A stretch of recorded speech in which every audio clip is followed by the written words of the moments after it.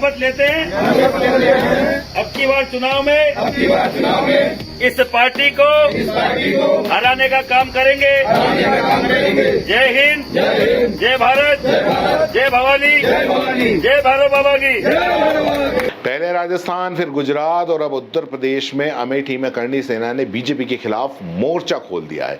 श्री राजपूत करणी सेना के राष्ट्रीय अध्यक्ष महिपाल सिंह मकराना अपने लोगों को लेकर अमेठी में डटे हैं और वहां लोगों को शपथ दिला रहे हैं और इस बार के चुनाव में बीजेपी को वोट कतई मत देना, ये शपथ दिला रहे हैं। मुंह तोड़ जवाब देने का समय आ गया है। माँ भगवती कसम खाकर हम ये शपथ लेते हैं अब की बार चुनाव में इस पार्टी को हराने का काम करेंगे।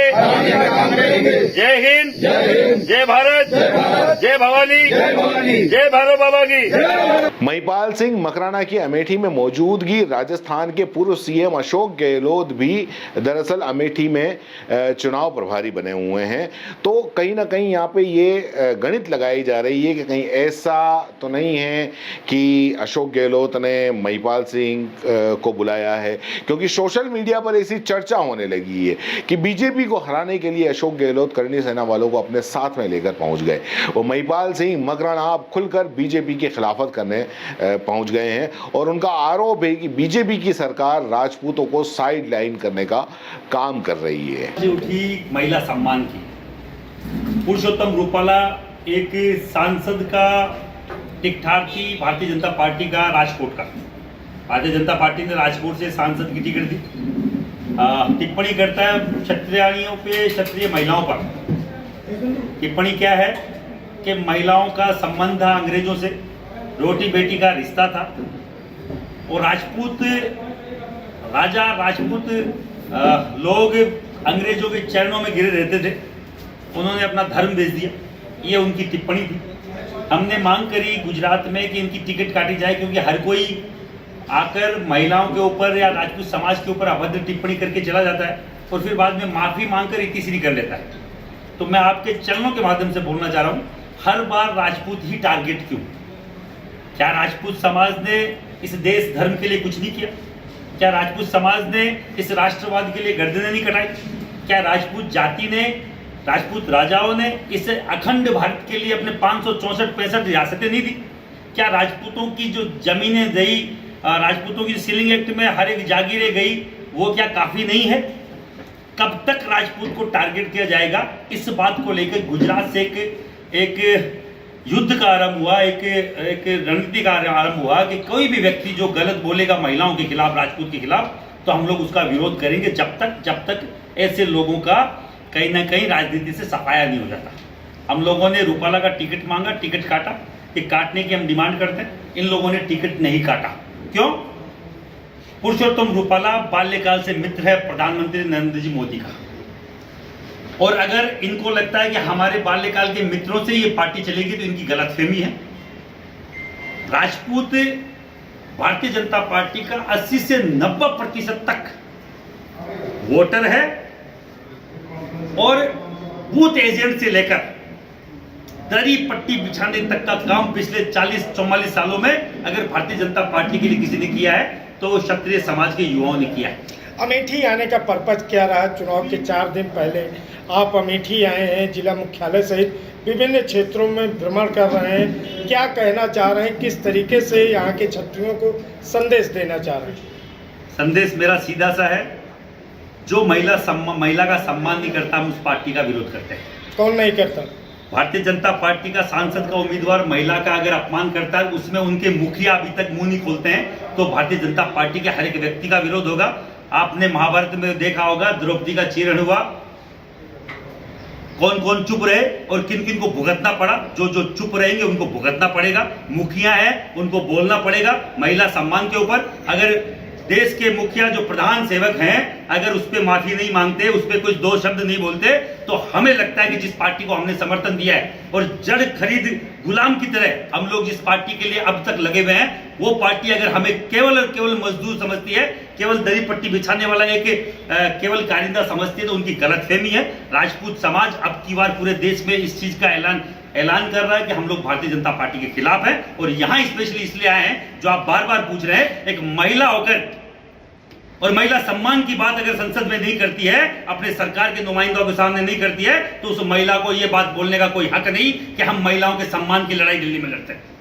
और जिस महिला सम्मान की बात ये स्मृति ईरानी जी यहाँ करती आई है और जो बार बार आडंबर करती है कि हम महिला सम्मान की बात कर रहे हैं, हम महिलाओं के उत्थान की बात कर रहे हैं, तो क्या राजपूत महिलाएं नहीं है? जिन सत्रानियों ने गर्दन कटवा ली, जिस सत्रानियों ने जोहर कर लिए, वो क्या महिलाएं नहीं है? किस तरीके के दोहरे मापदंड आप अपना रहे हो? और भारतीय जनता पार्टी के हर एक नुमाइंदे से बोलना चाह रहा हूं, यहां हम लोग इसलिए नहीं आ रहे थे कि कहीं ना कहीं योगी आदित्यनाथ के कारण से राजपूत समाज के मन में कहीं ना कहीं एक सॉफ्ट कॉर्नर है, पर जिस तरीके से बाबा योगी आदित्यनाथ को काटने की कोशिश की जा रही है, हमारे वहां वसुंधरा राज्य का सफाया कर दिया गया, हमारे पड़ोसी राज्य में शिवराज सिंह को हटा दिया गया, हमारे हरियाणा में खट्टर साहब को हटा दिया गया, रमन सिंह की क्या हालत करी आप लोगों को मालूम है। सबसे बड़ी बात, थल सेना अध्यक्ष सबसे सम्मानित एक पद होता है, 8.5 लाख वोट लेके जीते हैं, आपके मोदी जी से भी 3.5 लाख ज्यादा, और उनको वयोवृद्ध करके हटा दिया जाता है और उनसे 4 साल बड़े मोदी जी खुद तीसरी बार के प्रधानमंत्री के तौर पर तैयार होते हैं। तो यह समझने की जरूरत है कि राजपूत समाज के जो सर्वोच्च नेता उनको कैसे काटा जा रहा है। राजनाथ सिंह जी हालत छुपी हुई नहीं है पूरे यूपी से और पूरे देश से। माला में 1 सेकंड पहले सर जाता है, उसके आधे सेकंड में सर वापस निकल जाता है। उनकी क्या हालत कर दी जिन राजनाथ सिंह जी ने इनको प्रमोट किया था पूरे देश में। आप देख लीजिए क्या हालत है। हमारे रमन सिंह जी को क्या कर दिया, नरेंद्र सिंह तोमर को सीएम के नाम पे वहां केवल एक एमएलए बना के बिठा दिया गया। राज्यवर्धन सिंह राठौड़ जो कैबिनेट मिनिस्टर थे, उनका हालत क्या कर दिया गया।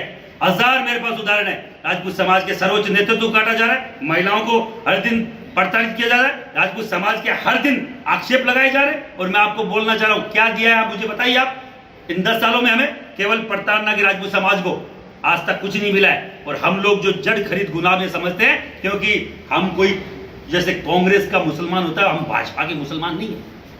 हम केवल यही बताने आए हैं। अब की बार स्मृति ईरानी जी जो नहीं बोल पा रहे हैं, मुंह में दही जमा रखा है, उनको बोलना पड़ेगा, नहीं तो हमारा समाज का युवा बाकायदा बोलेगा। यहाँ पे क्या हाल हुआ आपको मालूम होगा। हमारे यहाँ के नेता हैं दीपक सिंह, एमएलसी है यहाँ के, 307 का मुकदमा दर्ज कर दिया गया झूठा, और कोई बोलने को तैयार नहीं। क्यों? बीजेपी खिलाफ कर रहे हैं, क्यों नहीं करेंगे। मैं कर रहा हूं, मुझ पे मुकदमा दर्ज कीजिए।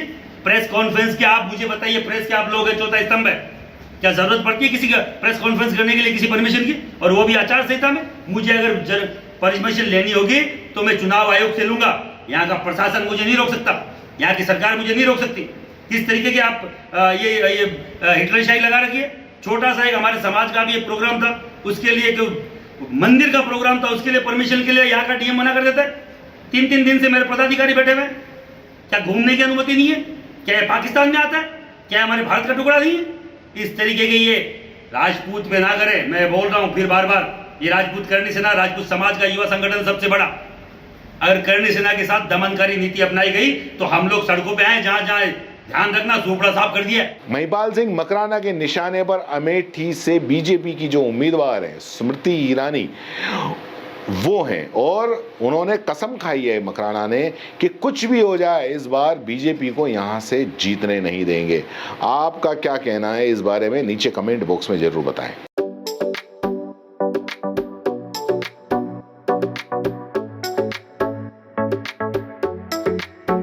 R&T ग्रुप ऑफ कॉलेजेस, यहाँ आपको मिलता है world class infrastructure in India, well equipped science laboratories, agriculture की यूनिक सीड लैब भी, digital library, computer lab with AI technology, digital board सभी छात्रों के लिए, ऑनलाइन स्टूडेंट्स के लिए पॉडकास्ट रूम भी अवेलेबल है। चित्तौड़गढ़ जिले और MLSU उदयपुर का एकमात्र NAC एक्रीडेटेड कॉलेज। कोर्सेज हैं जिनमें BCA, BCom, BSc, bio, maths, agriculture, BA, B.Ed, BA, B.Ed, BSc, B.Ed, BSTC, MA, MSc, MCom।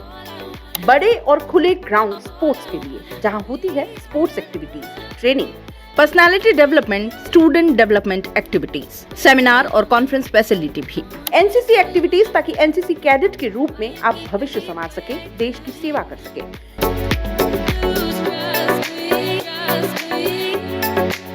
ये विजन है R&T and Vivekananda group of colleges की चेयरपर्सन डॉक्टर वसीम खान का। तो आज ही ज्वाइन करें R&T and Vivekananda group of college.